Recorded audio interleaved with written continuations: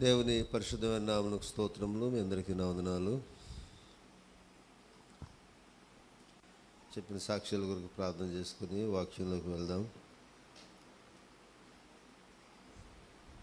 పరిశుద్ధుడైన మా తండ్రి, నీ ఘనమైన నామమునకు స్తోత్రం ప్రభువా.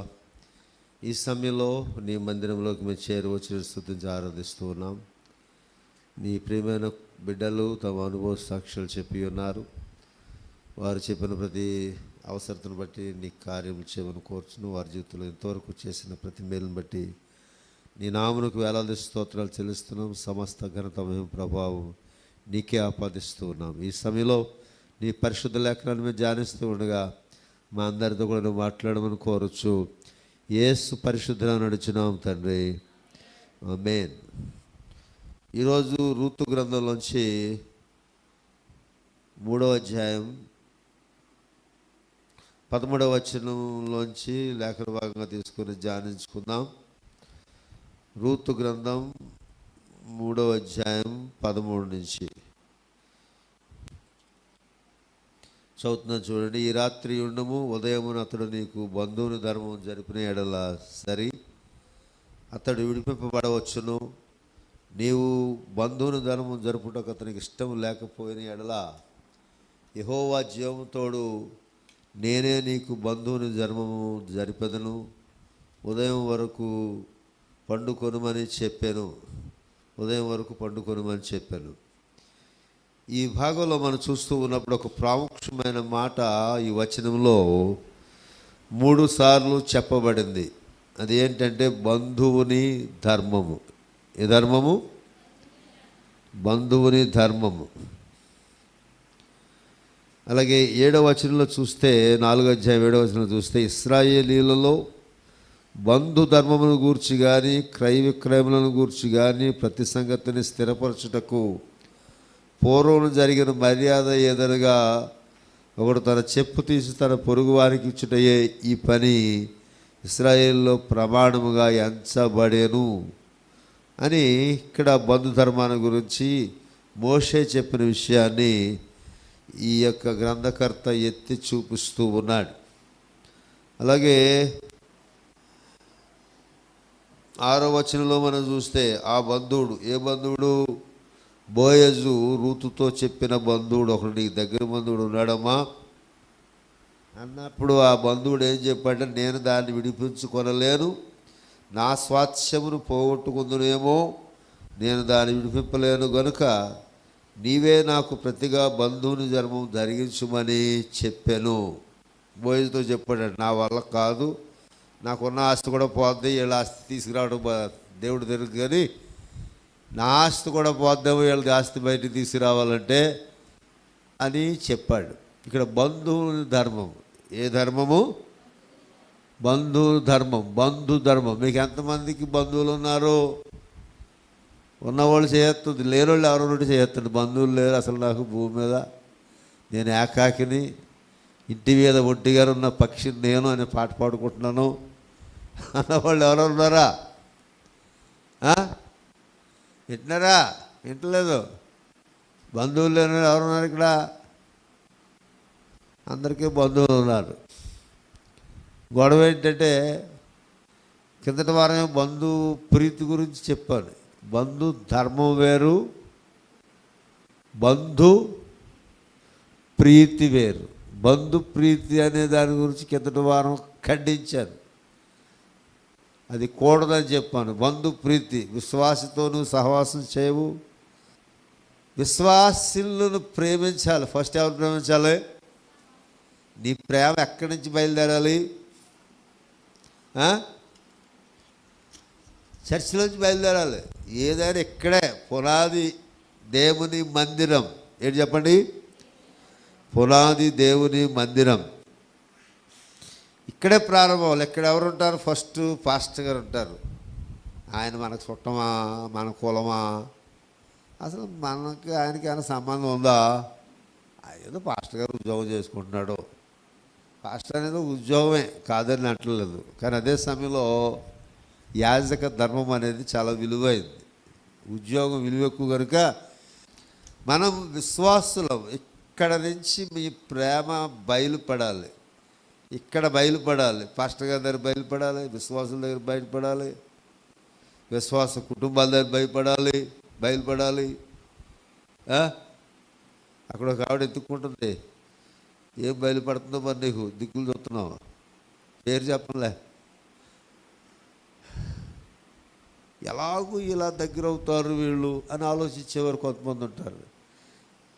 మనల్ని అందరినీ కలిపింది ఒకే ఆత్మ, మనం అందరం పొందింది ఒకే బాప్తిస్మం, మనందరం వినేది ఒకే వాక్యం. మీకు అందరికీ పాస్టర్ గారు ఒకడే, సంఘానికి పాస్టర్ ఒకడే. ఒకవేళ 2-3 ఉన్నా ఎవరొకరు పూర్తి బాధ్యత వహించాలి. ఒకవేళ మీకు నేను పాస్టర్ అంటే మా అబ్బాయి పాస్టరు, ఒకవేళ అప్పుడప్పుడు మా అమ్మాయి వచ్చి వెళ్తుంది ఆవిడ పాస్టర్ అనుకుంటే, అలాగే అప్పుడప్పుడు గెస్ట్ స్పీకర్స్ వస్తారు. ఎంతమంది వచ్చినా బాధ్యత నేను వహించాలి. వహించకపోతే ఏమంటారు,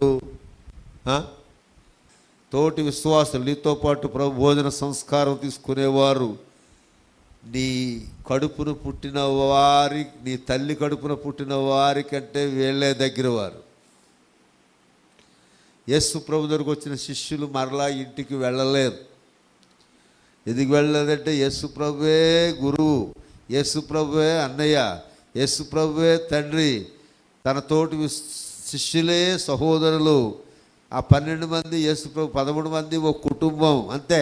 ఇంక వారు ఎక్కడి నుంచి వచ్చారు, ఏమయ్యారు, మా వంశం ఇది, మా ఇంటి పేరు ఇది అని చెప్పుకోలేదు. సంఘ విశ్వాసం ప్రాముఖ్యమైంది. బంధు ప్రీతి తగదు. ఏం తగదు మరి? ఏది కావాలి? బంధు ప్రీతి ఉండకూడదు, పామేసుకోకూడదు, దొల్లేయకూడదు, కానీ బంధు ధర్మం ఉండాలి. అసలు టాపిక్ ఏంటి మనకి ఇక్కడ వేళ? బంధు ధర్మం. కలిసి వచ్చి కాడో భుజం కలిపేసుకుంటారు. ఏదైనా అవసరం వచ్చేటప్పటికి వాడు ఊసెత్తరు. ఒకసారి నా చిన్నప్పుడు మా అమ్మ ఒక మాట ఉంది. అప్పుడు బాగా అప్పులు అయిపోయాము. చర్చి కట్టాం, పాత చర్చి కట్టాం. మనకి ఏ చర్చి కట్టినా అప్పులే, ఏం చేసినా అప్పులే. సరే అప్పులు కూడా అలా పక్కన పెడదాం. అప్పులు అయిపోతే రోజు అడిగారు, అన్నా మన చుట్టాలు అప్పుడప్పుడు వస్తూ ఉండరు, ఎవడో రావట్లేదండి ఈ సంవత్సరం అంతా అన్నాను. అప్పుడు మా అమ్మ అంది, మన అప్పులు అయిపోయాం కదా, ఎవరు రారు అంది. ఏమంది అంటే అన్నీ బాగుంటే చెరువు నిండా నీళ్ళుండగా కప్పలు 10,000 చేరు కదరా సుమతి, డబ్బులు చేతి నిండా ఉండగా చుట్టాలు వచ్చుదురు కదరా సుమతి.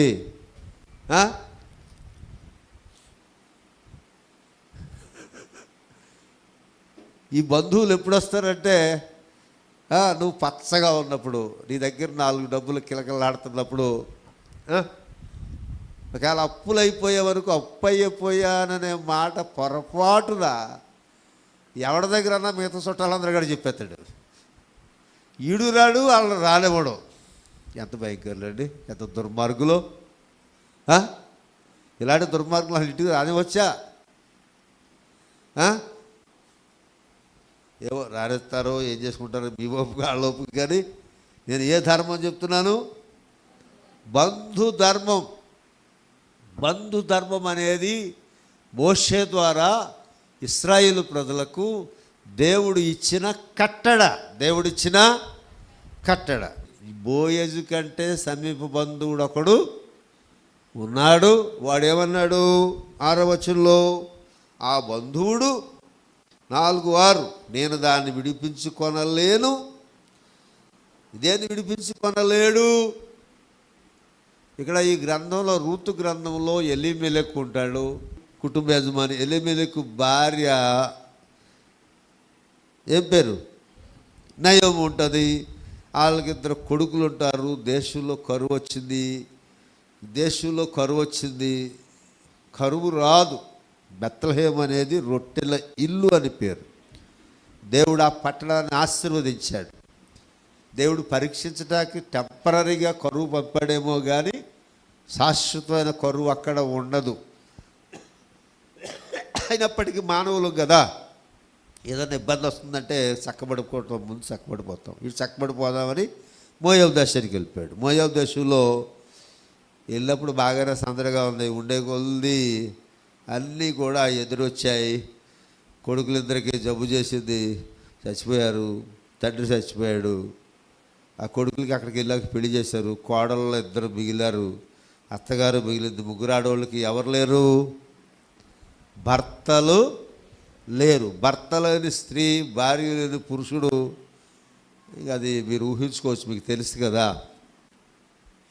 ముగ్గురు ఆడవాళ్ళు మిగిలారు. వీళ్ళకి ఆస్తిపాస్తులు బెత్లెహేం దేశంలో ఉన్నాయి. ఆ బెత్లెహేము ప్రాంతం, పట్టణంలో, దేశంలో ఉన్నటువంటి ఆ ఆస్తి వీళ్ళు వెళ్ళిపోగానే ఎవడొకడు ఆక్రమణ చేసుకుంటాడు, అంతే కదా. మన ఇల్లు కూడా 4 సంవత్సరాలు వదిలేసి వెళ్ళామనుకో, భలేగొందరా అని మన ఇంట్లో కాపురం పెడతాడు ఎవడొకడు వచ్చి. ఆడికి ఖాళీ చేయించడం కష్టం. అందుకని అద్దెకి వచ్చిన వాళ్ళు ఇప్పుడు ఈ మధ్యని 3 సంవత్సరాలకు 2 సంవత్సరాలకు ఒకసారి ఖాళీ చేయించి మళ్ళీ ఇంకొకటి ఆడుతున్నారు. ఎందుకంటే ఆడు ఖాళీ చేయడం మానేసి ఇల్లు నాదంటాడని భయం. ఇలాగే వీళ్ళ ఆస్తిని ఆక్రమించేశారు ఒకరు. ఇప్పుడు ఏం చేయాలి? వీళ్ళు తిరిగి వచ్చారు. రూతు, అత్తగారు నయోమి సొంత దేశానికి వచ్చారు. వీళ్ళకి ఏమీ ఆస్తి లేదు, ఉంది కానీ ఎవడో స్వాధీనంలో ఉంది. ఇప్పుడు ఆ ఆస్తిని విడిపించాలి. ఏం చేయాలి? ఆస్తిని విడిపించాలి. విడిపించాలంటే ఏం చేయాలి? నేను దాన్ని విడిపించుకొనలేను, నా వల్ల కాదు బాబు, నా ఆస్తి కూడా పోద్దేమో ఇందులో దూరితే అన్నాడు. నా ఆస్తి కూడా పోద్దేమో, నా వల్ల కాదు, అదేదో నా తరపు నువ్వే చేసేయని బోయజ్తో చెప్పాడు. ఎవరితో చెప్పాడు? బోయజ్ గారు ఎవరు? ఈ రూతు గ్రంథంలో సెకండ్ హీరో గారు, కథానాయకుడు, రెండవ కథానాయకుడు. ఫస్ట్ కథానాయకుడు ఎలీమెలెక్ అయితే సెకండ్ కథానాయకుడు ఫస్ట్ ఆయన్ని బీట్అవుట్ చేసి మెయిన్ హీరోగా వచ్చేసాడు. ఎవరు? బోయజ్ గారు. వీళ్ళందరికంటే మించిన హీరోయిన్ ఎవరు? కథానాయిక ఎవరు? ఆవిడ పేరు రూతు. ఆవిడ పేరునే గ్రంథాన్ని రాశారు, ఆవిడ పేరే పెట్టారు. అందరూ స్తోత్రం చెప్పండి. ఇప్పుడు ఆయన అసలు స్టోరీ అర్థమైందా? అసలు స్టోరీ అర్థమైతే నేను ముందుకు వెళ్తాను. అర్థం అవ్వలేదంటే మళ్ళీ కథ అంతా చెప్పు రావాలి. మీకు రూతు కథ బాగా తెలుసు కనుక ముందుకు వెళ్ళిపోతాను, ఎందుకంటే మీకు ఇవ్వాల్సిన హింట్లన్నీ ఇచ్చేసాను. ఇప్పుడు ఆ ఆస్తి విడిపించి ఈ అత్త కోడళ్ళకి న్యాయము చెయ్యాలి. దాంతోపాటు ఇంకొక పని ఉంది. ఏం పని? బంధుధర్మంలో ఏం పని ఉంది? ఇప్పుడు ఈ అమ్మాయికి రూతుకి భర్త లేడు. భర్త లేడు కాబట్టి ఏం చేయాలి? భర్తను తీసుకురావాలి, లేకపోతే ఎవడు దూరాడో ఆడు పెళ్ళన్నా చేసుకోవాలి. ఈ బాధ్యత ఎవడు భుజం మీద వేసుకున్నాడో వాడు ఆ అమ్మాయిని పెళ్ళి చేసుకోవాలి. ఇది ఎవరి కట్టడా? మోషే ద్వారా దేవుడిచ్చిన కట్టడా. ఎవరి ద్వారా ఇచ్చిన కట్టడా? మోషే ద్వారా దేవుడిచ్చిన కట్టడ. దేవుని కట్టడలు అనేవి నీకు నచ్చినట్టు ఉండవు. కొన్నిసార్లు నీ మీద కాడి మోపుతాయి. ఎవడైనా నా కాడి ఎత్తుకొని ఎడలా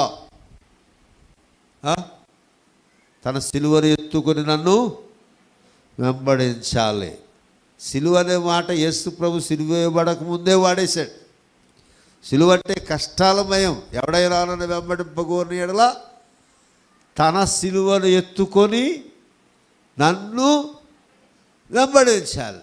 ఇది బంధువుని ధర్మం. ఆడెంత పిరుకోడంటే, స్వార్థపరుడు అంటే, ఈ దిక్కులేని వాళ్ళకి సాయం చేస్తే, బంధుధర్మం చేస్తే నేను పేదోడిని అయిపోతానేమని భయపడుతున్నాడు. వెనకాల బోయేజ్ గారు ఉంటాడు కదా, ఆడికి ఆ భయం ఎందుకు? ఆడికి ఆ భయం అక్కర్లేదు. కానీ అక్కర్లేని భయముతో అనేక మంది బంధుధర్మం చేయరు. ఆడికి ఆకెత్తి తినొచ్చేస్తారు, ఆడి చేత డబ్బులు ఖర్చు పెట్టి చేస్తారు. ఒరే బావా, ఒరే అన్న, ఒరే తమ్ముడా, వరుస అక్క కలిపేస్తారు. ఇలాంటి వాళ్ళు ఎక్కడ చూసావు సతీష్ గారు? నీ జేబులో డబ్బులు ఉంటే చాలు, బావ అయిపోతావు, అన్నయ్య అయిపోతావు, తమ్ముడు అయిపోతావు, ఎన్నో వరుసలైనా వచ్చేస్తాయి మనకి. ఈ బంధుధర్మాన్ని గురించి రూతు గ్రంథం 3వ అధ్యాయం 13వ వచనంలో 3 సార్లు ఎత్తి చూపుతాడు. అతడు నీకు బంధువుని ధర్మం జరిపిన ఎడల సరి, అతడు విడిపింపవచ్చును, నీకు బంధువుని ధర్మము జరుపుటకు అతనికి ఇష్టం లేకపోయిన ఎడల యెహోవా జీవము తోడు నేనే నీకు బంధువుని ధర్మము జరిపెదను, ఉదయం వరకు పండుకొనుము. వచనం ఫస్ట్లో రాత్రి ఉండుము, ఈ రాత్రి ఉండుము. 13వ వచనంలో ఆఖరణ ఉదయం వరకు పండుకొనుము అని చెప్పాను. ఇదే నిరీక్షణ అని చెప్పవచ్చు. క్రైస్తవ జీవితంలో నిరీక్షణ ప్రాముఖ్యమైనది. నిరీక్షణ ప్రాముఖ్యమైనది. మనుషులు ఎలాంటి వాళ్ళంటే అక్కర్లేని కాడ సందడి చేసేస్తూ ఉంటారు, అవసరమైనప్పుడు తప్పించుకు తిరుగుతూ ఉంటారు. అది కూడదు, ఇది కూడదు. అక్కర్లేని ఆరాటం ఉండకూడదు, బాధ్యత నుంచి తప్పించుకునే మనస్సు ఉండడానికి వీలు లేదు. బంధువుని ధర్మం. ఇక్కడ రూతు నయోమికి న్యాయం చేయాలంటే వాళ్ళ ఆస్తి ఎవడు స్వాధీనం చేసుకున్నాడో వాడికి డబ్బు ఇస్తావో, కర్రెట్టు కొట్టి బయటికి తోలేస్తావో, కత్తితో బెదిరించి స్వాధీనం చేసుకుంటావో, వాళ్ళ ఆస్తి వాళ్ళకి విడిపించేయాలి. ఒకవేళ 10 ఎకరాల ఆస్తి ఉందనుకోండి, వింటారా, 10 ఎకరాల ఆస్తి ఎవడో స్వాధీనం చేసుకున్నాడు. 2 రకాల స్వాధీనాలు ఉంటాయి. ఎన్ని స్వాధీనాలు ఉంటాయి? 2 రకాల స్వాధీనం. అప్పిచ్చి స్వాధీనం చేసుకుంటారు. దాన్ని ఏమంటారు? తాకట్టు అంటారు. ఏమంటారు? తాకట్టు. ఏంటంటే తనఖా. మన రాజశేఖర్ గారు తనఖానికి దాకా ఊరుకునేలా లేరు. ఇంగ్లీష్లో అయితే మార్టిగేజ్. అది ఒక 1 కోటి రూపాయలు ఆస్తి అయినా ఒక 1000 రూపాయలు ఇచ్చేస్తే తనఖా చేసేసుకోవచ్చు. ఆ 1000 తీర్చలేకపోయాడనుకో దానికి హద్దు పెట్టేసి అక్రమం చేసుకుంటూ ఉంటారు. అది తీర్చవలసిన టైంలో తీర్చకపోతే అది స్వాధీనం చేసుకుంటారు. అలా కూడా వేరే వాళ్ళు స్వాధీనం ఉండొచ్చు. బహుశా వెళ్ళకముందు అప్పులు చేసి వెళ్ళిపోయి ఉండొచ్చు మోయాబు దేశం. ఇప్పుడు అప్పు తీర్చాలి. మరి ఇది అప్పుల ప్రసంగమే. ఇక్కడ బంధువు ధర్మం అంటే ఎదటివాడి పోగొట్టుకున్న దానిని తెచ్చి ఇవ్వాలి. ఆమెకు భర్తను తేవాలి, రూతుకి పోయిన ఆస్తి తేవాలి. ఇది బంధువుని ధర్మం.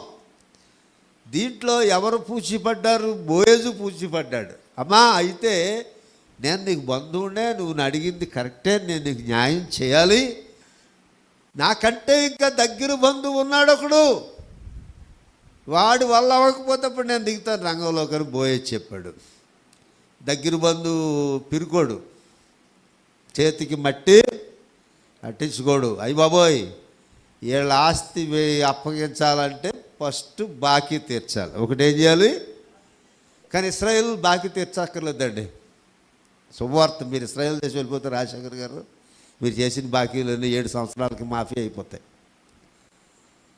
అది బైబిల్ చట్టం. పాత నిబంధన గ్రంథంలో అప్పు చేయడానికి ఎవడన్నా 7 సంవత్సరాల తర్వాత కేకేసూరే నీ ఆస్తిని పట్టుకెళ్ళిపోరా అని చెప్పవచ్చు. తీర్చకపోయినా చెప్పాలి. ఏం చేయాలి? దేవుని న్యాయ చట్టం జాగ్రత్తగా వినాలి.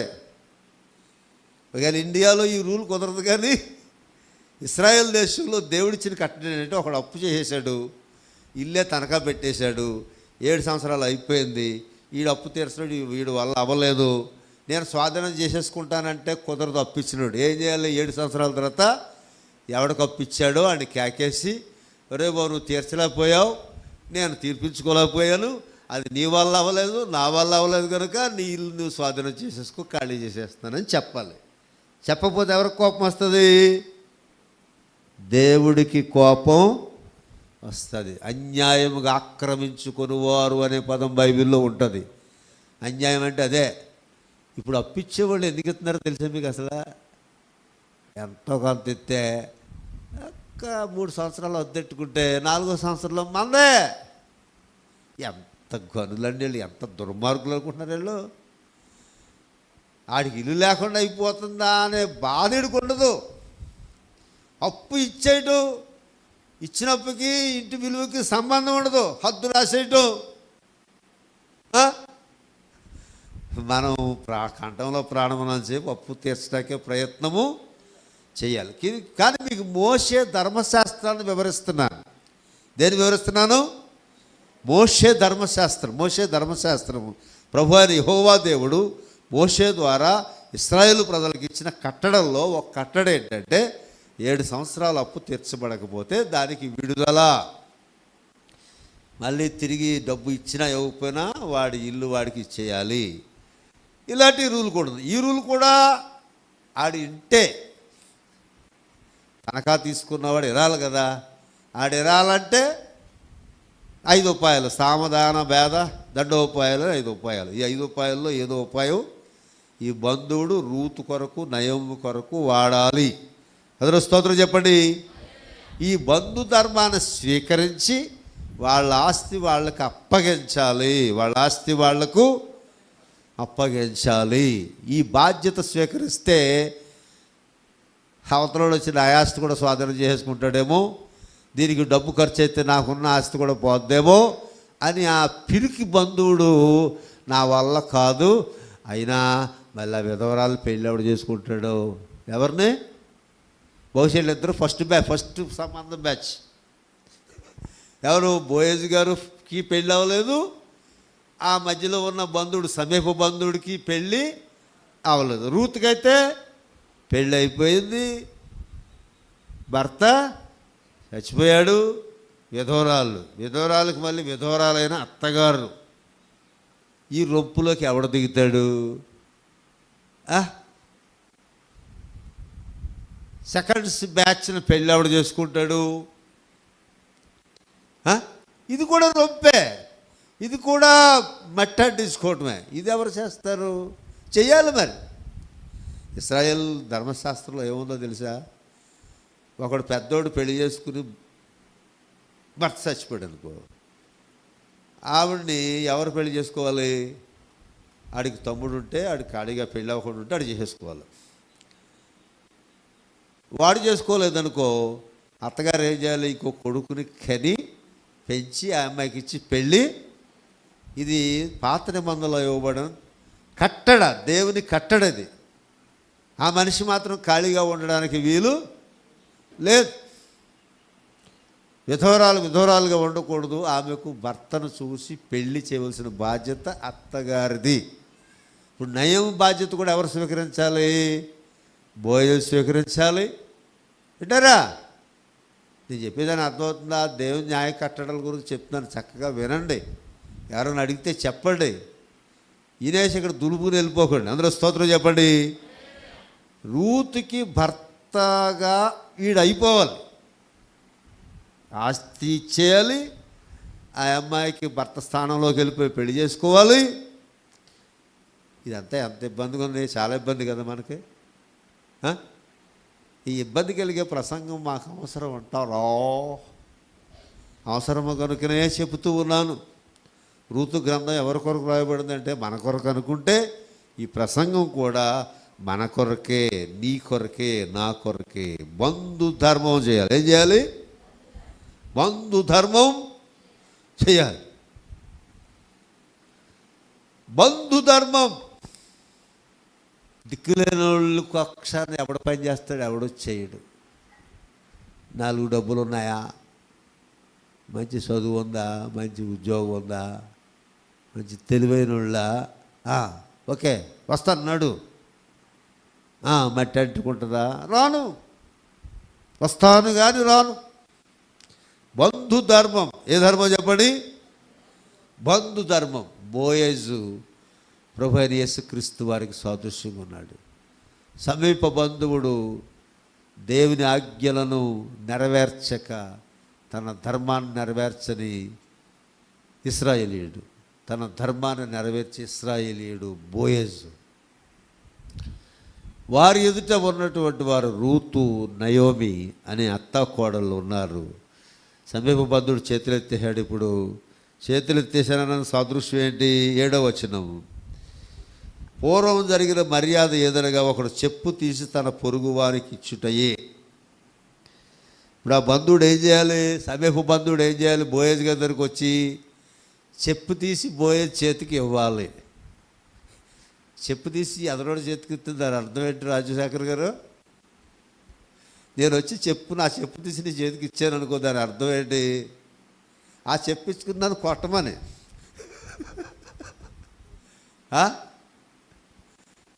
నేను బంధువుని ధర్మం చేయలేకపోయాను కనుక వింటారా? నీ చెప్పు తీసి నా చెప్పు తీసి నన్ను కొట్టు అని అర్థం. ఇది కొంతమంది చేస్తూ ఉంటారు. గట్టిగా పట్టుకుని నిలదీసేస్తే ప్రసాదం లాంటి పౌరుషం గలవాళ్ళు, ఇదిగో ఈ చెప్పు తీసి కొట్టు. ఈ కట్టడ ఎక్కడి నుంచి వచ్చింది? ఇశ్రాయేలీయులకు దేవుడిచ్చిన కట్టడ. బంధువుని ధర్మం నెరవేర్చలేకపోయారు. అయ్యా సహోదరుడా, బోయజ్ గారు, నువ్వు నెరవేరుస్తున్నావు కనుక నీకు పర్మిషన్ ఇచ్చేస్తున్నాను, ఇదిగో నా చెప్పారే అని చేతికి ఇవ్వటం. ఆయన కొట్టడు, కానీ కొట్టినంత అవమానం ఏంటి చెప్పండి? బంధువుని ధర్మం నెరవేర్చకపోతే అంత అవమానంగా దేవుడు ఆ కట్టడను నిర్ణయించాడు. ఇప్పుడు సమీప బంధువుడు బోయజుకు చెప్పు తీసి ఇచ్చాడు, అవమానం పాలయ్యాడు. ఇప్పుడు బోయజుకు ఘనత వచ్చింది. ఘనత అప్పుడే వచ్చేది. ఆస్తి విడిపించాలి, అమ్మాయిని, విధవరాలైన అమ్మాయి అంటే ఫస్ట్ అమ్మాయి అనుకోకండి. భర్త కాపురం చేసి భర్త చనిపోయి ఖాళీగా ఉండి దేశంగా దేశం వచ్చి దిక్కులేని అనాథగా పరిగెరుకుంటున్న పేదరాలిని ఎవరిని? పేదదైన స్త్రీని పెళ్లి చేసుకోవాలి. ఒక ధనవంతుడు పేదదైన స్త్రీని పెళ్లి చేసుకోవడానికి ఎవడు ఇష్టపడాడు? పొలములో పరిగి వేరుకుంటుంది. పరిగెరుకునే వాళ్ళు గొప్ప, పనిచేసేవాళ్ళు గొప్ప? పరిగ అనేది ఒకటి దయాదాక్షిణ్యాల మీద ఆధారపడి ఏరుకునేది పరిగ. బోయజు పొలములు అనేక మంది కూలి వాళ్ళు పనిచేస్తున్నారు. ఆ కూలి వాళ్ళు అధికారంతో పనిచేస్తారు, అధికారంతో కూలి తీసుకుని ఇంటికి వెళ్తారు. రూతు రైతు దయాదాక్షిణ్యాల మీద ఆధారపడి పరిగేరుకుంటుంది. ఎంత దిక్కులేదో చూడండి.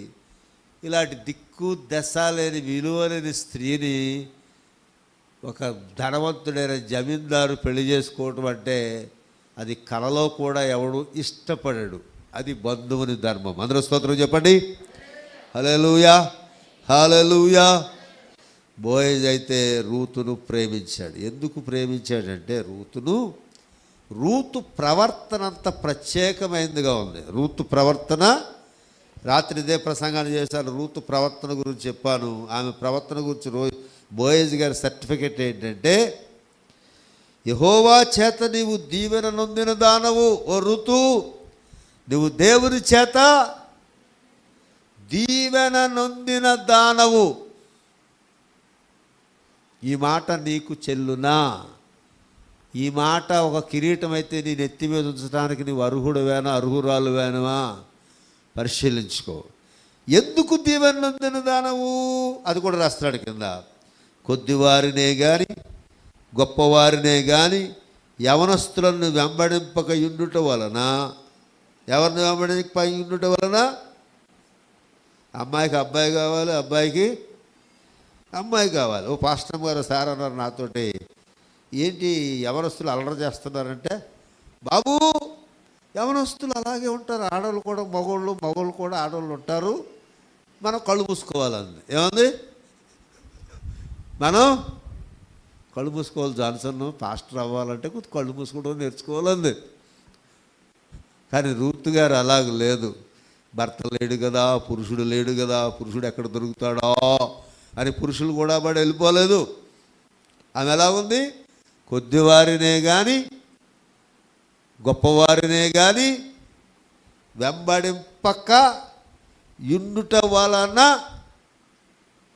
మన క్లాజులు మనం మార్చేసుకుంటాం, దేవుడు మార్చడు. దేవుని చట్టము మారదు. అందరూ స్తోత్రం చెప్పండి.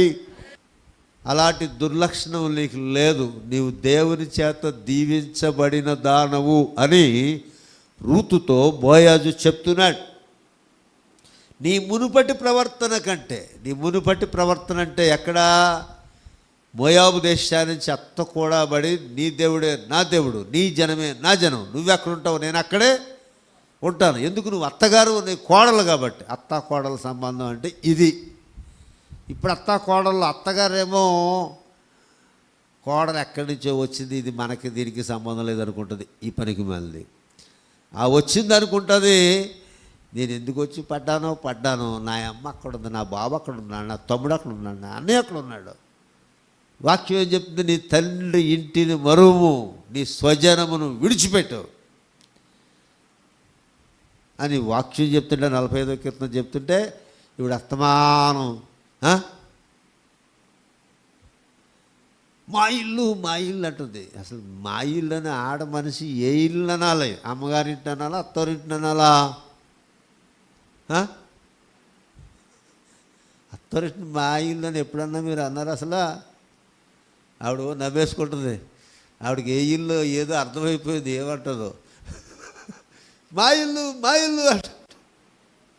రూత్ అయితే నీవెక్కడుంటావు అదే నా ఇల్లు, నువ్వే నా తల్లి లాంటి దాను, నా తల్లి కంటే ఇంకా దగ్గరైందా. రూతు నయోమి ప్రేమను పొందుకుంది, నయోమి రూతు ప్రేమను పొందుకుంది. అందుకనే బైబిల్లో వీళ్ళ చరిత్ర చాలా మాదిరికరంగా వ్రాయబడింది. అందులో స్తోత్రం చెప్పండి.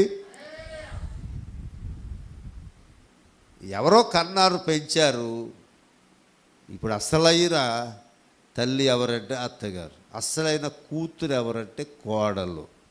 ఈ బంధంలో ఏం చోట ఖచ్చితంగా సాతానుగాడే కాపురం చేస్తాడు. ఇంక అలాంటి వాళ్ళ నెత్తి మీద దెయ్యపు కార్యాలు ఉంటాయి. దేవుని దీవెన ఉండదు. నీవు యెహోవా దీవెన నొందిన దానవని ఇక్కడున్న కోడళ్ళ గురించి దేవుడు చెప్పగలడా? మీకు దీవెన రావాలంటే అత్తగారితో ఏకమైన రూతు, అక్కడే కాదు అత్తగారు కూడా వచ్చింది.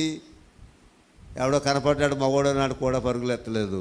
మునుపట్టి ప్రవర్తన, అత్తగారు కూడా వచ్చిన ప్రవర్తన కంటే నా కళ్ళ ఎదుట చూశాను, పరిగె ఏరుకున్నావు, అత్తను పోషించావు. అత్తను పోషించిన కోడలు. అసలు మీరు ఎప్పుడన్నా పోషించారు మీ అత్తగారునే? ఆ ఛాన్స్ నాకు రాలేదండి. వస్తే మా అత్తగారిని పువ్వుల్లో పెట్టి చూద్దరండి. ఆ పనికి మాలడానికి అత్తగారు చూడటం రాదు. నాకు ఎంత వచ్చో తెలుసా? ఆ ఛాన్స్ నాకు నా దాకా రాలేదు, చచ్చిపోయింది. నీ అదృష్టం అది, ఆవిడ అదృష్టం అది. ఈ పనికి మాలిన మాటలు నేను వినలేను. నీకు బోయజ్కి అవకాశం వచ్చింది, బంధుధర్మం చేస్తున్నాడు. రూత్కి అవకాశం వచ్చింది, అత్తగారిని కూర్చోబెట్టి పెంచుతుంది. ఈ అత్తలు తినమైన వాళ్ళ, నువ్వు పగలంతా ఎక్కడ తిరిగి వచ్చావో, ఇప్పుడు నాకు భోజనం పెడుతున్నావు, నేను తినాలా? అయ్యో వీళ్ళు తక్కువలా. ఆసక్తి కలిగి బంధుధర్మాన్ని నెరవేర్చే వ్యక్తులుగా తయారవ్వండి. దేవుడు నిన్ను, నీ కుటుంబాన్ని దీవిస్తాడు. అందరూ స్తోత్రం చెప్పండి. హల్లెలూయా, హల్లెలూయా. బోయజు విడిపించాడు. అప్పుడు రూతుని పెళ్లి చేసుకున్నాడు. రూతును పెళ్లి చేసుకున్నాడు. పెళ్లి చేసుకున్నాక చాటుని పెళ్లి చేసుకోలేదు. ఎలాగో పెళ్లి చేసుకోవాలో ఊరు వారందరికి తెలియజేశాడు. పెద్దలు వచ్చారు, పెద్దలందరికీ చెప్పాడు. ఈ అమ్మాయిని ఎందుకు పెళ్లి చేసుకున్నానో తెలుసా? దగ్గర బంధువు ఒకడు ఉన్నాడు, ఆడు చేతులు ఎత్తేసాడు.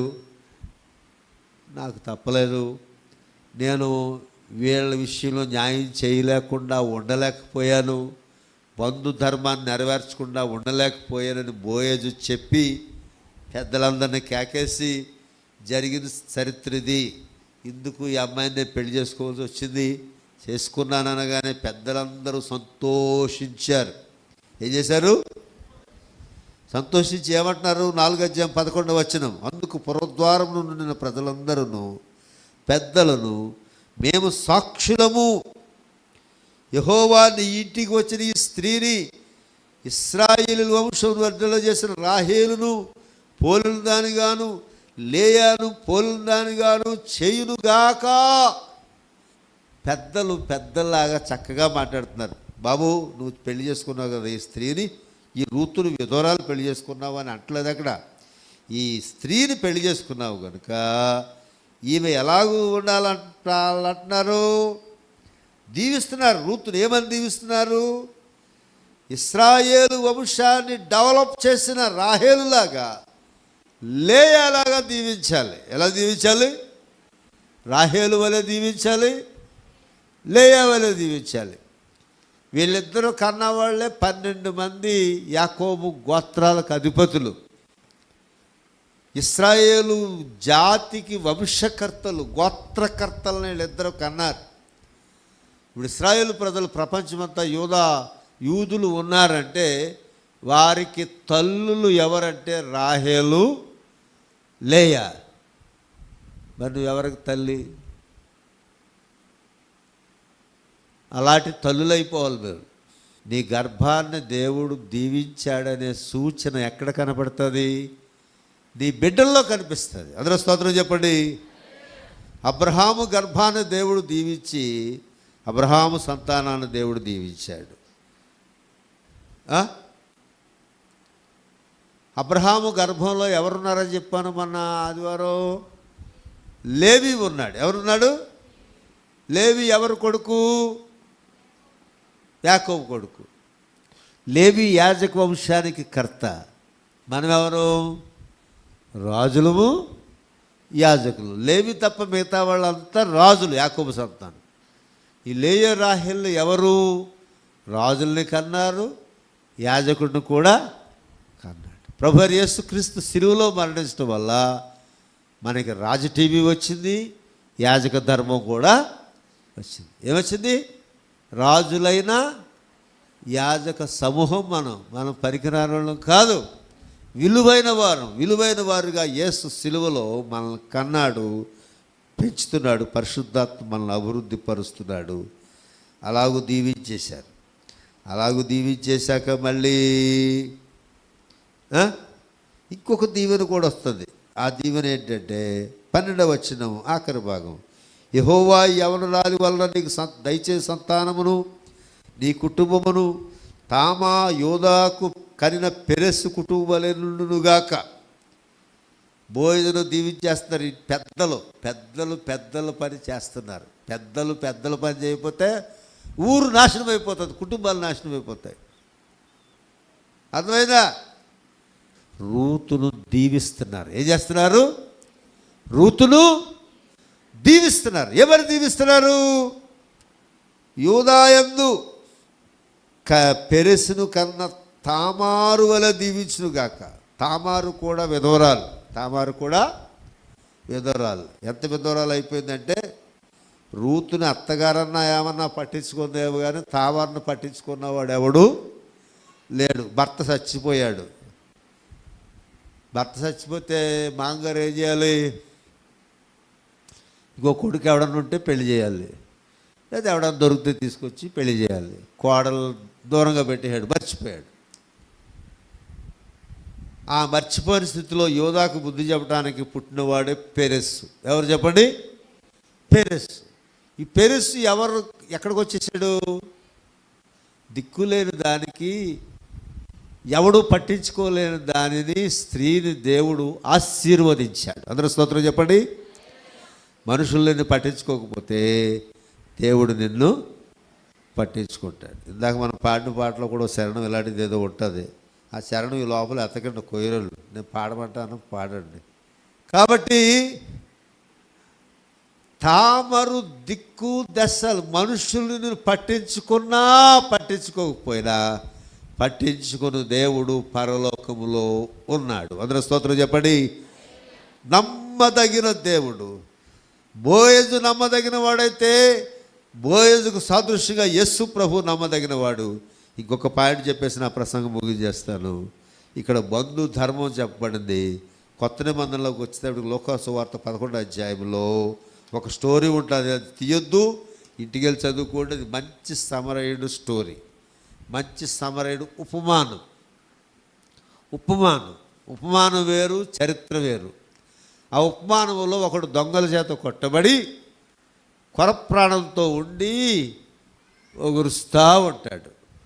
వాడికి ఎవరు కావాలి? చుట్టాలు కావాలి. చుట్టూ ఎవడు వస్తాడు? దారంట ఆ టైర్కి వస్తాడు, లేదా రాడు. కొరప్రాణంతో ఉన్నాడు. లేవీయుడు ఒకడు వచ్చాడు. వీడు వాసన నాకు తేలితే నా డ్యూటీ ఆగిపోద్దని ఆడి వెళ్ళిపోయాడు. మాస్టర్ గారు అంటే స్నానం చేసి, తలస్నానం చేసి, శుద్ధీకరణ పొంది దేవుని మందిరానికి వచ్చి వాక్యం చెప్పాలి. నాకే ఎవడో యాక్సిడెంట్ అయినట్టు తగిలాడు అనుకో, నేను అక్కడ ఆగిపోతే మీరంతా ఊరుకుంటారా? పాస్టర్ గారి డ్యూటీ ముఖ్యం. పరిశుద్ధుడిగా వచ్చి పరిశుద్ధుడిగా వెళ్ళాలి. అంచేత లేవీయుడు అపవిత్రత అంటించుకోడు, యాజకుడు వచ్చాడు, వాడు అపవిత్రత అంటించుకోడు. ఇంకొక ఆయన వచ్చాడు, అతన్నే మంచి సమరయుడని ప్రభు చెప్పాడు. ఈ స్టోరీ ప్రభు ఎందుకు చెప్పవలసి వచ్చిందంటే, మనలాంటి మనగాడు ఒకడు యేసు ప్రభు దగ్గరికి వచ్చాడు. మనలాంటి మనగాడని ఎందుకన్నానంటే, మనకి ఎక్కడికి వెళ్ళినా గౌరవం కావాలి. ఏం కావాలి? ఇప్పుడు మన కోయిరు వారికి ఏం కావాలి? గౌరవం కావాలి. పాట తీయమని చెప్పడానికి కూడా ఎంత కోప్పడాలా? ఆడ బాగానే ఉంటారు, మీకు వచ్చేస్తే ఎక్కర్లేదు సందడి జాలి. తీయమని చెప్పకపోతే తొందరగా తీరు కదా, అలాగ అన్నాను కాబట్టి వాళ్ళు రెడీగా ఉన్నారు. ఇప్పుడు మాకు ఛాన్స్ ఇస్తే పాడేస్తామని. ఏం శరణం అది? ఎత్తు స్కేల్.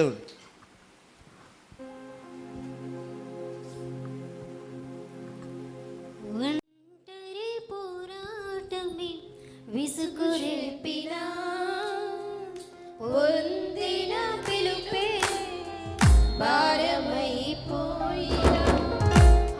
ఆత్మీయులందరూ అవమానిస్తున్నా, నమ్మదగిన వారు లేక నిరాశతో నిలిచినా, ఒంటరి పోరాటమే విసుగురేపినా, పొందిన పిలుపే భారమైపోయినా, ఆత్మీయులందరూ అవమానిస్తున్నా, నమ్మదగిన వారు లేక నిరాశతో నిలిచినా, పిలుపునే విడచి మరలిపోకుమా,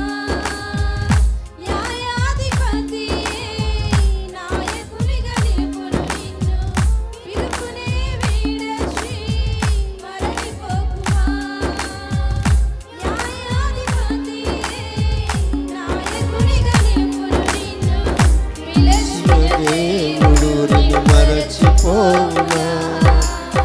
పిలచిన దేవుడు నిన్ను మరచిపోవునా? సిగ్గుపడని వాడు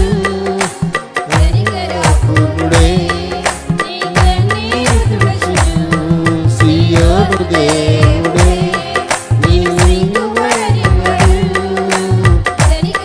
ఒంటరి పోరాటమే.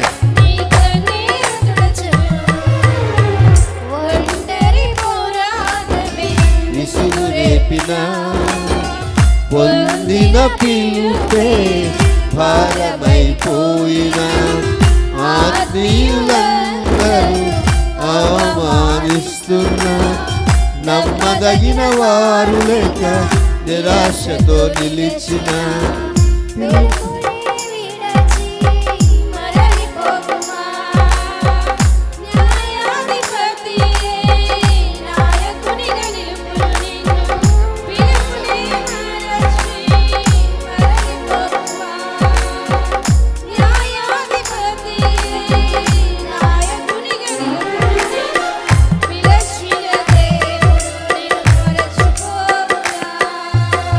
పిలచిన దేవుడు నిన్ను మరచిపోవునా? సియోను దేవుడే నిన్ను సిగ్గుపడని వాడు, కనికరపుడే కన్నీరు తుడుచును. సియోను దేవుడే నిన్ను సిగ్గుపడని వాడు, కనికరపుడే నీ కన్నీరు తుడుచును. హల్లెలూయా. దొంగల చేత కొట్టబడిన వాడు కొరప్రాణంతో ఉన్నాడు. అతని దగ్గరకు అతనికి సంబంధం లేని వ్యక్తి వచ్చాడు. అతనితో ఏ విధమైన పూర్వ సంబంధం లేదు. ఎరగని అపరిచితుడి దగ్గరికి ఒక వ్యక్తి వచ్చాడు. అతని పిలుపు విని దాటి వెళ్ళలేకపోయాడు, అక్కడ ఆగిపోయాడు. వాహనం దిగి వచ్చాడు, అతన్ని పరామర్శించాడు. ఏమి జరిగింది, ఏంటి నీ బాధ చెప్పాడు, విన్నాడు. అతని గాయాలు కట్టాడు. తన వాహనం మీద అతన్ని ఎక్కించుకున్నాడు. భవిష్యత్తు నడిచేళ్ళు ఉండొచ్చు. పూటకుళ్ళవారి ఇంటికి తీసుకొని వెళ్ళాడు. అక్కడ 2 దేనారాలు బిల్లు కట్టాడు. ఇతను జాగ్రత్తగా చూసి మళ్ళీ మనిషి అయ్యేదాకా తయారు చేయండి అని చెప్పాడు. ఆ పూట కొల్లవాని ఇంటిలో అతను ఉంచి ఇతనికి ఇంకేమైనా ఖర్చు చేస్తే మళ్ళీ వచ్చి ఇస్తాను అని చెప్పాడు. వాడు బంధువుడా? బంధువుడు కాదు, స్నేహితుడు కాదు, పొరుగువాడు కాదు, ఎర్రగని వాడు. పాత నిబంధన బంధు ధర్మం చెప్పింది.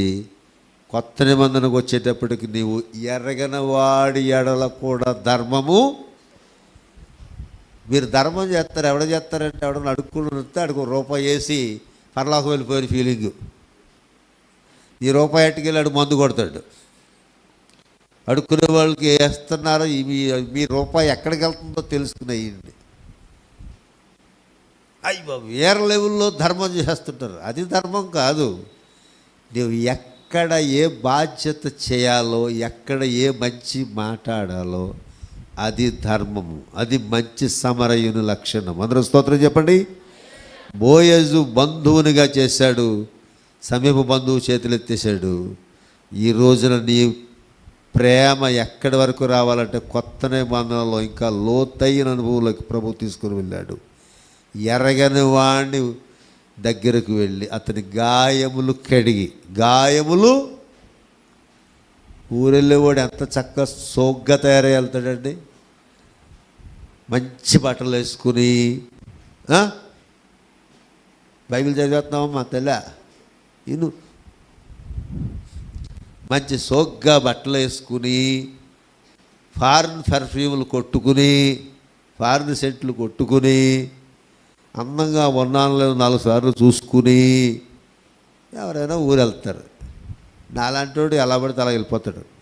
నాకు చాలామంది చాలాసార్లు చెప్తారు, అయ్యగారు మీరు తలదూకోండి అంటారు. అంటే తలదూకుండా కూడా వెళ్ళిపోతారు. కానీ మీరంత తెలియదోకుండా చాలా మంచివాళ్ళు మీరు. మరి ఆడు కూడా చాలా సిద్ధపడి వెళ్తాడు. చాలా సిద్ధపడి వెళ్ళేవాడు రక్తాలతో నిండోడి దగ్గరికి ఎవడన్నా వస్తాడా? తనకు మట్టి అంటుకున్న, రక్తం అంటుకున్న దిగి అతని దగ్గరికి వచ్చి అతని గాయాలు కడిగి శుద్ధి చేసి ఆయింట్మెంట్ రాసి ఫస్ట్ ఎయిడ్ చేసి పూట కొల్లవాని ఇంటికి తీసుకుని వెళ్ళాడు. అది దేవుని ప్రేమ. ఎవరి ప్రేమ? మంచి సమరయుడు చేసిన పని. ఒకడు యేసుప్రభు దగ్గరకు వచ్చి అడిగాడు. అసలు కథలు వచ్చిన పక్కకి వెళ్ళిపోయాను. అసలు కథలోకి వెళ్తేనే కానీ స్టోరీ నా ప్రసంగం పూర్తవుతుంది. అసలు కథ ఏంటి? ఒకడు యేసుప్రభు దగ్గరకు వచ్చాడు. వచ్చినప్పుడు ఏం చేయాలి? యేసుప్రభు దగ్గరకు వచ్చి యేసుప్రభు చేత మెప్పు పొంది వెళ్దామని వచ్చాడు. అమ్మా మెప్పు పొందామని వచ్చాడు. మా దగ్గర కూడా కొంతమంది మెప్పు పొందామని వస్తారు. ముందు రాగానే మమ్మల్ని పొగుడుతారు. నన్ను పొగడగానే నెక్స్ట్ పని నేను ఏం చేయాలి? వాళ్ళని పొగడాలి. మీరు చాలా మంచివారండి, అమ్మా నీ అత్తగారికి భోజనం పెట్టలేదనన్నా చాలా మంచి పని చేస్తావు. ఇంకో వారం మానేస్తే మనిషికి బుద్ధి వస్తుందంటే ఈ కోడల గారికి ఆనందం చెట్టెక్కేస్తుంది.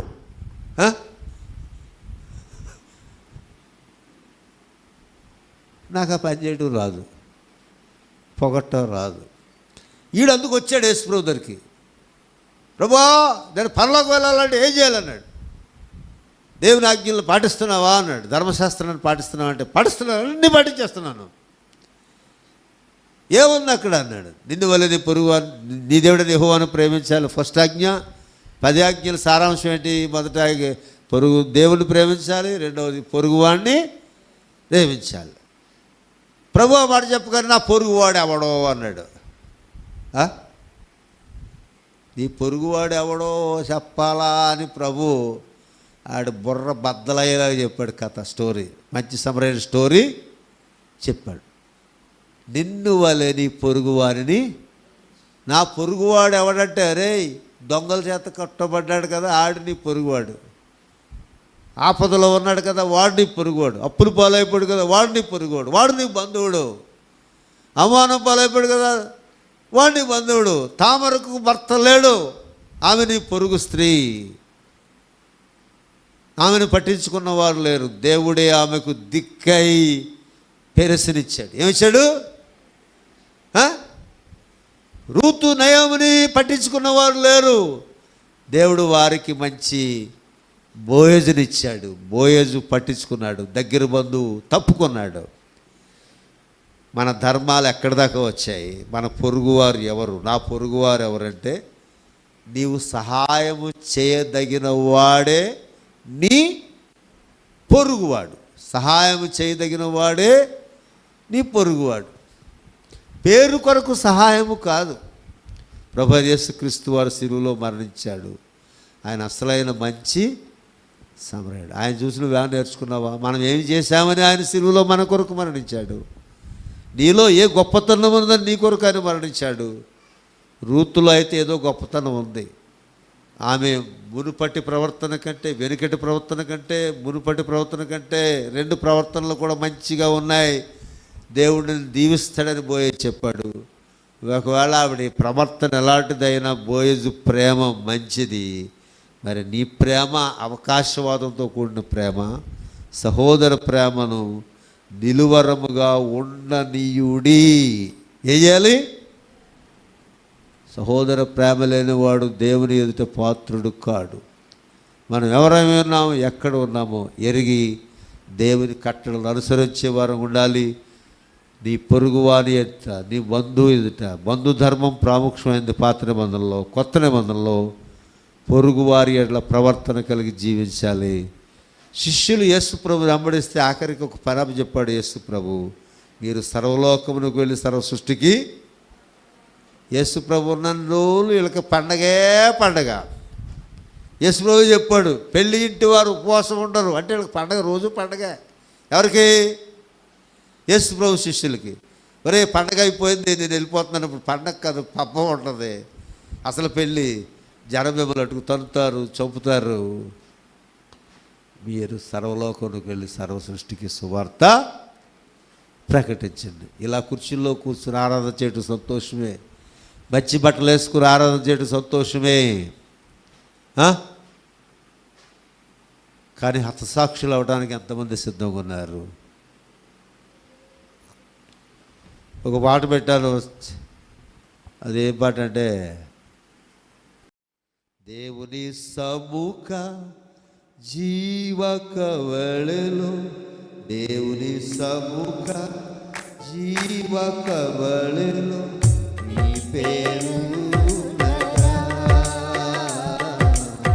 నీ పేరు నగా, జీవవాక్యము నిలలో చాటుచు జీవితములర్పించిరే, జీవవాక్యము నిలలో చాటుచు జీవితములర్పించిరే, సాక్షి వాక్యము నిలలో చాటుచు జీవితములర్పించిరే, జీవవాక్యము నిలలో చాటుచు జీవితములర్పించిరే, సాక్షుల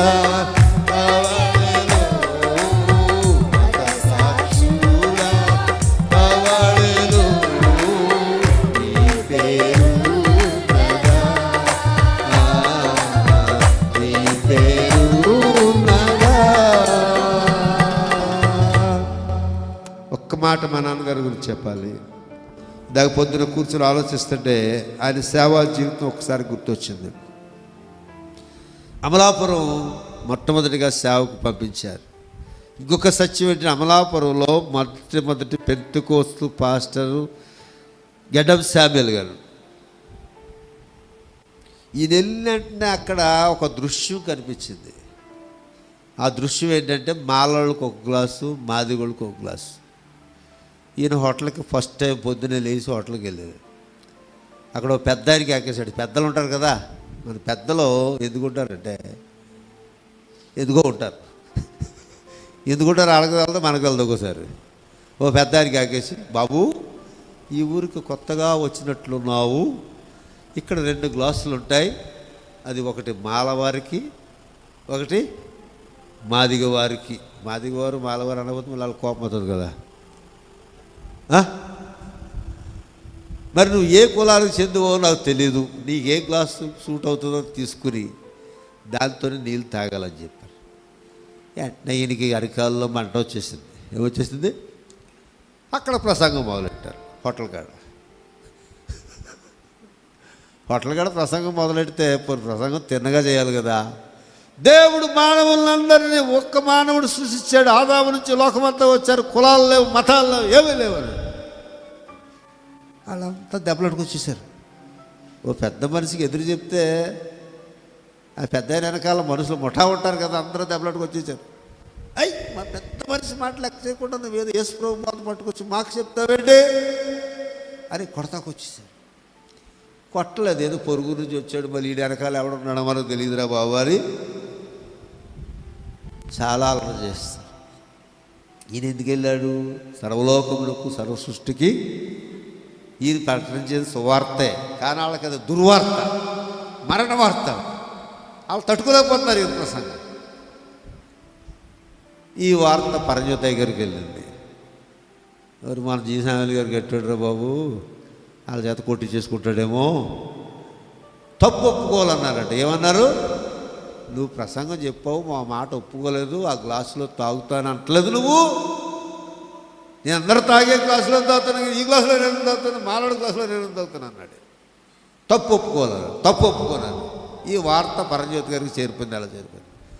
ఆయన తరపాల నుంచి కారు వేసుకొచ్చి ఆ పెద్దల దగ్గరికి వెళ్ళి, మా ఓడేదో కొద్ది వేడిలో ఉన్నాడు, కుర్రాడు కదా, కొత్తగా పెళ్ళయింది కదా, మంచి వేడిలో ఉన్నాడు, ఆ తప్పేదో నేను ఒప్పుకుంటున్నాను అన్నారంట పరంజ్యోతి గారు. ఏమన్నారు? ఆ తప్పేదో. ఇప్పుడు మంచి బంధువుడు ఎవరు, పొరుగువాడెవరు? పరంజ్యోతి గారు. పోరాటంలో యుద్ధం చేస్తుంది ఎవరు? జీసామేలు గారు. హతసాక్షుల కవలలో నీ పేరుందా? కుర్చీ వేస్తారా? ప్రార్థనకి వెళ్తే మంచి పలహారం పెడతారా? టీ ఇస్తుందా? ములిపాప పులిహార చేస్తుందా? మనకు అవి కావాలి.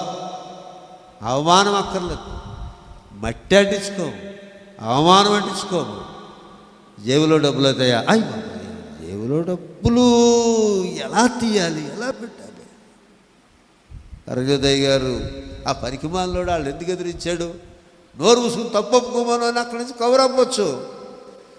ఆయన ఉండలేకపోయారు. ఏం చేయలేకపోయారు? నా దైవజనుడు, నేను పంపిన నా కుమారుడు అక్కడ ఉన్నాడు.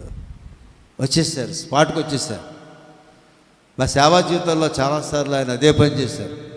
మా నాన్నగారేమో సైనికుడిలాగా యుద్ధంలో దూకేయటం, నా నాగసాట్లు పట్టడం. ఈ నాగసాట్లు పడినప్పుడు ఆయన రావటం, ఈయన బలపరచడం, వెళ్ళటం. నువ్వు ఎవరినైనా బలపరుస్తున్నావు? బోయేజ్లాగా. బోయేజ్ రూతును బలపరిచాడు. మంచి సమరయుడు, దొంగల చేత కొట్టబడిన వాడిని ఆదరించాడు. దేవుని ప్రేమ మనలో ఉండాలి. అలాగే ఈ గ్రామం వచ్చినప్పుడు కూడా చంపేస్తామని ప్రగల్భాలు. మొన్న ఆదివారం కూడా మనం ఒక అడుగు ఎత్తాడు, 2 అడుగులు ఎట్టేసేద్దాం. మనం ఒక దెబ్బ ఎత్తే 2 దెబ్బలు ఎట్టేసేద్దాం. ఆఖరిని లా అండ్ ఆర్డర్ పాయింట్ కింద చేసేటట్టు సిద్ధం. ఎవడేం చేసినా మన సహనం మనం కాపాడింది, గొడవ జరగకుండా తప్పించబడింది. అవమానకరమైన పరిస్థితుల మధ్యలో దేవుని కొరకు నమ్మకమైన సాక్షిగా జీవిస్తావా? బాధ అయినా, కష్టమైనా, నష్టమైనా యేసు కొరకు నేను మాట్లాడతాను, నడుస్తానని చెప్పేవాడే నిజమైన యేసు ప్రభుకి ప్రియమైన కుమారుడు. ఆ పొరుగువాడు పొగడ్తల కొరకు వచ్చాడు. కింద వారం చెప్పాను కదా, ప్రార్థన చేసిన ఉదయ్ గారికి వందనాలు, ప్రార్థన చేసిన మేరీ గారికి వందనాలు. వీరు గొప్పవారు, వీరు ప్రార్థన దేవుడు డైరెక్ట్గా వినేశాడు, దేవుడు తన కార్యాన్ని చేసేస్తాడని పొగిడితే అది కాదు నీకు కావాల్సింది. అబ్రహామును దర్శించిన షాలెం రాజు మెల్కీసెదెకు ఆశీర్వదించాడు. రూతు మీద యెహోవా దీవెన నొందిన దానమనే మాట సర్టిఫికెట్ బోయజ్ ఇచ్చాడు. ఈరోజున యెహోవా దీవెన నొందిన దానవు వాడవనే నీ ప్రవర్తన బట్టి దేవుని దీవెన నొందుటకు అర్హురాలుగా ఎంచబడాలంటే నీ ప్రవర్తన సరిచేయబడాలి. నీకులాగుండి దేవుని సంతోషపెట్టినారు మార్చుకునండి. ప్రభు కృపలో ఎదగండి. దేవుడి వాక్యం మీ కొరకు దీవెనకరంగా చేయనుగాక. ప్రార్థన చేసుకుందాం, మోకరించండి. జీవవాక్యము నిలలో చాటుచు జీవితమూలార్పించిరే. చేతులు పైకెత్తాలి, కళ్ళు మూసుకోవాలి, ప్రార్థించండి. నిలలో చాటుచు జీవితమూలార్పించిరే. చేతులు పైకి లేగాలి. మత సాక్షుల కవెలో నీ పేరున్నదా, నీ పేరున్నదా. దేవుని సముఖ జీవ కవెలో, దేవుని సముఖ జీవ కవెలో నీ పేరున్నదా, నీ పేరున్నదా. ఆకాశమండల పులలో తిరిగెను, అంధకార శక్తులను గెలిచిన. ఆకాశమండల పులలో తిరిగెను, అంధకార శక్తులను గెలిచిన. విజయ వీరుల కవళలో, విజయ వీరుల కవళలో చప్పలు కొట్టదు, చప్పలు. నీ పేరున్నదా, జీవవాక్యము నిలలో చాటుచు జీవితమూలార్పించిరే. జీవవాక్యము నిలలో చాటుచు జీవితమూలార్పించిరే. సాక్షుల కవళలో, సాక్షుల కవళలో నీ పేరున్నదా, నీ పేరున్నదా. దేవుని సముఖ జీవ కవళలో, దేవుని సముఖ జీవ కవళలో నీ పేరున్నదా, నీ పేరున్నదా. దేవుని సముఖ జీవ కవళలో, దేవుని సముఖ స్పీడ్గా పాడాలి, నిద్రపోతున్నారు. నీ పేరున్నదా, దేవుని సముఖ జీవ కవళలో, దేవుని సముఖ జీవ కవళలో, దేవుని సముఖ జీవ కవళలో, దేవుని సముఖ జీవ కవళలో, దేవుని సముఖ పాడాలి, స్పీడ్గా పాడాలి, నిద్రపోతున్నారు. నువ్వు పిల్లలకి ఇంకా స్లోగా పడుతున్నావు. దేవుని సముఖ జీవ కవళలో, దేవుని సముఖ జీవ కవళలో నీ పేరున్నదా, నీ పేరున్నదా, నీ పేరున్నదా, నీ పేరున్నదా. దేవుని సముఖ జీవ కవళలో, దేవుని సముఖ జీవ కవళలో నీ పేరున్నదా, నీ పేరున్నదా. అందరూ చెప్పండి కూడా దేవుని సన్నిధిలో స్తోత్రం చెప్పండి. హల్లెలూయా, హల్లెలూయా, హల్లెలూయా, హల్లెలూయా, హల్లెలూయా. స్తోత్రం, స్తోత్రం, స్తోత్రం, స్తోత్రం, స్తోత్రం, స్తోత్రం, స్తోత్రం. హతసాక్షుల గ్రంథములో నీ పేరు ఉందా? నీ పొరుగు వారిని ప్రేమించిన వరకు, నీ బంధు ధర్మం నెరవేర్చిన వరకు, పొరుగు వారి ధర్మం నెరవేర్చిన వరకు, మంచి సమరయుడు ధర్మాన్ని నెరవేర్చిన కొరకు నీవేదైనా కష్టాన్ని, శ్రమను, అవమానాన్ని ఎదుర్కొన్నావా? ఓ యజ్వలే విధవరాల్ని ప్రేమించు మనసు నీకు ఉందా? విధవరాలకు భర్త అవటానికి పోయి సంకోచించలేదు, ఆస్తి విడిపించడానికి సంకోచించలేదు, ఎన్నో రకాల ఆలోచనలు కలిగి ముందుకి వెనక్కి ముందుకి సాగుతున్న నీ బ్రతుకు విశ్వాసయాత్ర సరి అయిన స్థితిలో ఉన్నదా లేదా పరిశీలించుకో. విశ్వాసయాత్ర సరి అయినది ఉండాలి. దేవుని జీవ గ్రంథంలో నీ పేరు చేరాలంటే సామాన్యం కాదు. ఏదో ఒకటి చేసి మెప్పించాలనుకోకు. పరిపూర్ణత ప్రభు కోరుచున్నాడు. పరిపూర్ణురాలువై ప్రభు కొరకు జీవించాలి. ఒక తీర్మానం ప్రభు సన్నిధిలో చేసుకోనండి. దేవుని సముఖ జీవ కవళలో, దేవుని సముఖ జీవ కవళలో నీ పేరు ఉన్నదా, నీ పేరు ఉన్నదా. జీవవాక్యము నిలలో చాటుచు జీవితములార్పించిరే, జీవవాక్యము నిలలో చాటుచు జీవితములార్పించిరే.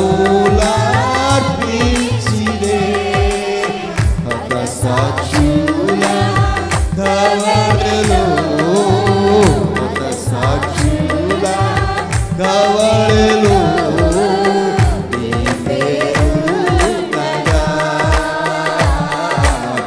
నీ పేరు ఉన్నదా. గొప్ప దేవుడా, కనికరం కలిగిన మా తండ్రి, బోయజు వలెని చట్టము నెరవేర్చటంలో నమ్మకస్తులు నడిచేము. రూతు వలె నమ్మకస్తులైన కోడల వలె మా జీవితాలు చేయము. అత్త వలె నమ్మకస్తులైన నయం వలె మా జీవితాలు చేయము. విడిపించుటలో సహకరించిన బోయజు, యోగ్యురాలు కాని యోగ్యత లేని స్త్రీని పెళ్లి చేసుకున్న బోయజు, ఊరు ప్రయాణం వెళ్ళుచున్న వాడు తన వాహనం దిగి వచ్చి అపవిత్రతను అంటించుకొని దొంగల చేత కొట్టబడిన వారికి సహాయపడిన మంచి సమరయుడు. జీవవాక్యాన్ని ప్రకటిస్తూ తమ ప్రాణాలను సైతం లెక్క చేయకుండా ప్రాణాలు అర్పించిన వారు మత సాక్షులు. ఇంతమంది సాక్షి సమూహం ఆయనలో ఉండగా పనికిరాని కొరచ మనసుతో జీవించు స్థితి నుంచి బయటకు వచ్చినట్లు మమ్మల్ని సిద్ధపరచము తండ్రి.